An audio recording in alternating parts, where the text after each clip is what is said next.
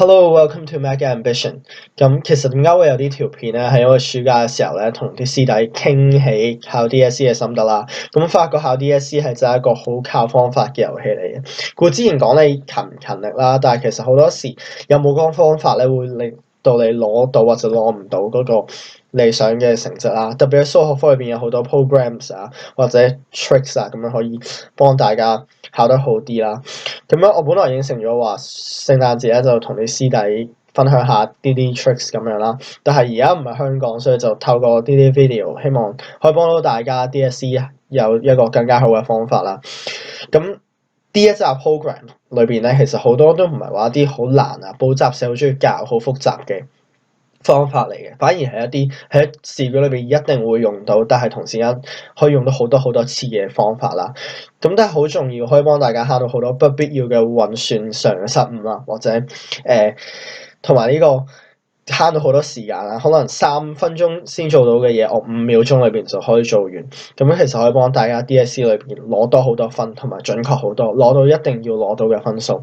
咁樣呢集 program 咧，理身一下啦，唔係我寫嘅，咁樣我全部都係喺網上揾翻嚟，係我自己考 DSE 嘅時候稍微揾下咁樣揾翻嚟，所以我喺啲集片裏面咧會比較 focus 點樣可以做到一個好嘅 presentation，攞足晒100% 嘅分數咁樣。係啦，咁第一個 program 咧就係 simultaneous equation 啦，咁大家會覺得使乜 program 即係我冇 program 都識做啦，啱嘅。但係其實好多時大家唔為意係可以用到 program 嘅，因為佢一年喺 DSE 出現嘅次數都會有3-4次，慳到嘅時間真係唔少啊。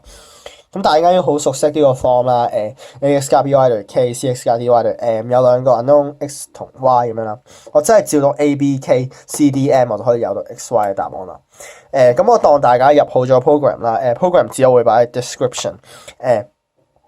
有機會可能會睇大家有冇需要會拍翻條點樣入 program 嘅片啦。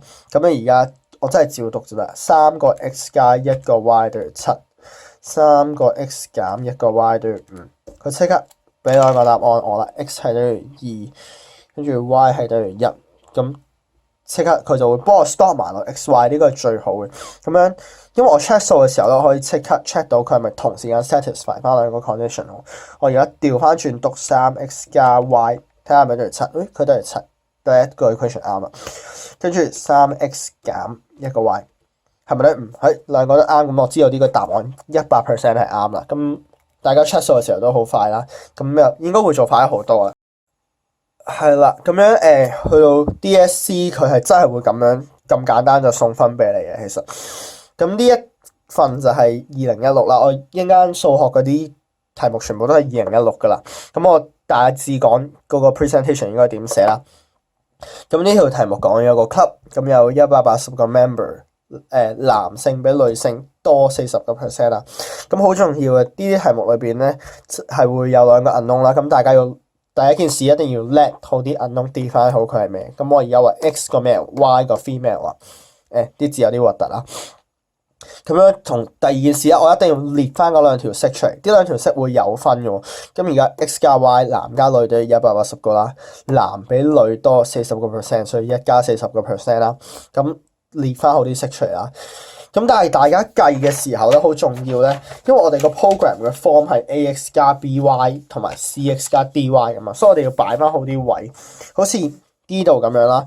而家 x y 係兩邊唔同，所以我會將 x y 擺翻同一邊啦。第二個 equation 咁會 y 係減翻 1.4y 係冇嘢啦。咁我會寫翻好個 form 啊。如果大家用得唔熟嘅時候，應該寫翻好啲，咁樣會容易啲讀。咁我哋好快咁讀就可以讀到 1x 加 1y 係180，跟住 1x 減 1.4y 係等於0。咁好快讀到 x 係等於105，y 係等於75啦。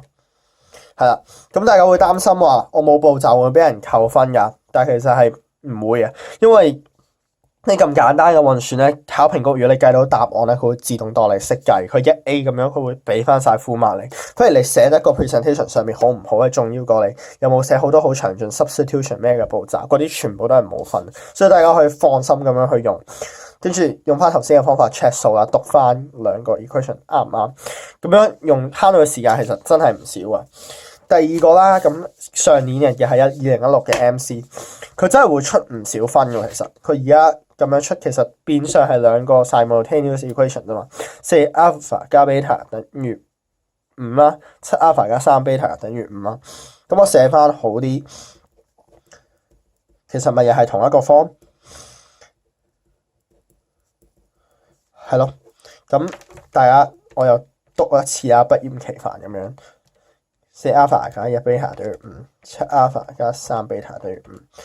alpha 等於2 ，beta 等於-3。佢有時陰你會抄錯 alpha，所以大家小心啲啊！我哋今次要 beta， 所以咁答案係 A 啊。係啦，咁樣大家話咁佢出得咁明顯咧，大家可能會識用 program 啊。但係其實好多時咧，你會發覺呢個 program 喺好多題目係隱藏咗佢都可以用，好似呢啲係咪叫variation 嘅題目啦？係啦，有啲唔係好記得啦，考得太耐。咁樣佢而家咧話 f(x) is a sum of two parts。我今次寫一個詳盡啲嘅 presentation 俾大家睇，希望大家 follow 到，因為呢個比較講 presentation。咁你佢話一個 part vary with x 啦，另外 vary with x square 啦。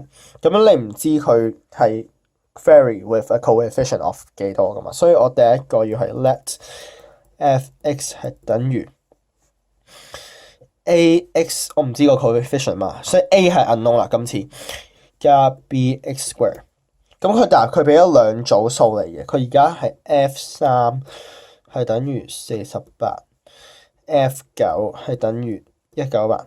嗱，呢兩個可以唔使寫，其實呢兩個可以唔使寫，我寫翻好俾大家睇咧。咁我照抄翻咯。f48係等於 alpha 乘3加 beta 3 square 9啦。跟住198係等於 alpha 乘9啦，加 beta 咁9 square 81啦，應該大家都識做啊。咁今次我又係照讀啊，3a 加 9b 等於48， 9a 加 81b 係等於198。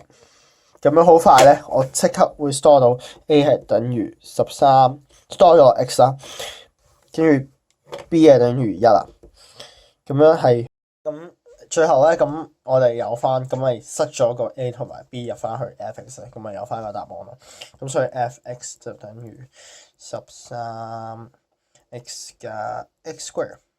咁你哋可以試下套翻3同9落去咧，係啱唔啱？通常如果啱嘅話咧，咁就 check 到數咯。咁但係照計咧，用 program 做就100% 啱啦。咁最尾一個 sample 咧比較得意啲，咁唔係數學卷嚟嘅 Chem 卷嚟嘅，咁之後都冇噶啦。但係因為 simultaneous equation 真係太常用啦，所以連 Chem 卷都用到，都示範下啦。咁冇讀 Chem 嘅同學咧可以聽下啦，因為呢個用法係 advanced 少少嘅。咁樣冇係啦，咁有讀 Chem 如果有讀 industrial Chem 嘅同學就一定要聽啦，因為呢條好 typical 嘅係講rate constant 同埋 activation energy 啦。咁樣佢俾咗條 formula 你啦，咁樣我哋通常會 take 翻 log 啦，應該有讀 Chem 嘅同學都識噶啦。咁樣佢裏邊有好似好多 unknown 咁樣咯，但係其實佢會通常會俾 K 同埋 T 嚟啦，有唔同嘅 combination。咁樣同埋 R 係一個 constant 嚟嘛，所以我哋真正嘅 unknown 其實係 A 同埋嗰個 activation energy EA 啫嘛。所以咧咁剩翻兩個 unknown 其實咪就係一組 simultaneous equation 咯。咁我將佢俾兩組嘅 condition 我塞翻落去。咁第一組啦，3.91呢個係個rate constant 啊。咁小心啲嗰個溫度咧，有時佢俾 Celsius 嚟咧，你要轉翻個 Kelvin 加翻23咁樣啦。所以呢個就係643R 咁樣咯。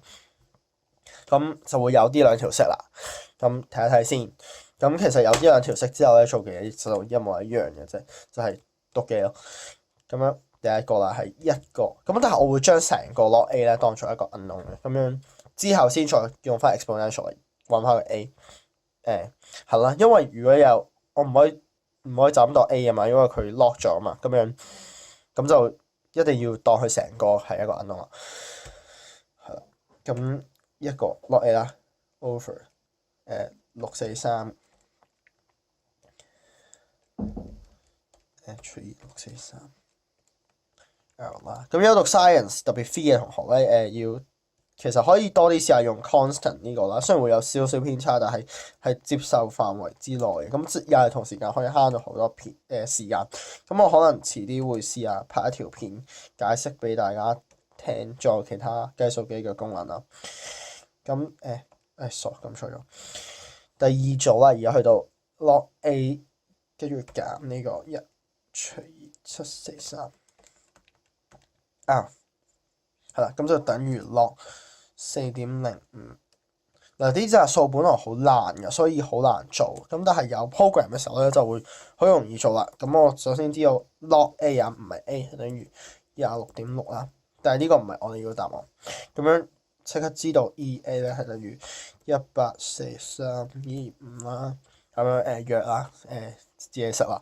咁呢個係 mole 嘛。咁樣嗱，睇下同佢嘅答案，佢 in kilojoule per mole。sorry，我啲 cam 真係唔掂，係啦。呢個係 joule per mole 啊，係啦，太快啦頭先。咁同答案就一樣啦，但係呢個其實喺 elective 裏邊通常嘥大家好多時間嘛。但係如果我咁樣篤嘅時候咧，其實真係可以幫大家慳到唔少時間。特別喺畫 graph 其他部分咧，咁就多啲時間做啦。係啦，咁呢個就係第一個 program 啦。咁樣希望呢個 program 可以幫大家喺 DSE 考得好啲啦，特別係準確性做得好啲，同埋時間充足啲啦。咁樣我遲啲睇下使唔使拍翻入 program 嘅片啊？應該唔好難入嘅啫。同埋有咩唔清楚嘅地方可以 comment 翻啦。咁樣我會盡量試下答啦。同埋遲啲可能大家有咩興趣，例如喺外國讀書嘅經歷啊，或者嗰時考 DSE 有咩自己嘅心得啊，咁我都會試下拍啦。咁如果大家中意呢條片嘅話，咁就可以 like 同埋 subscribe 啦。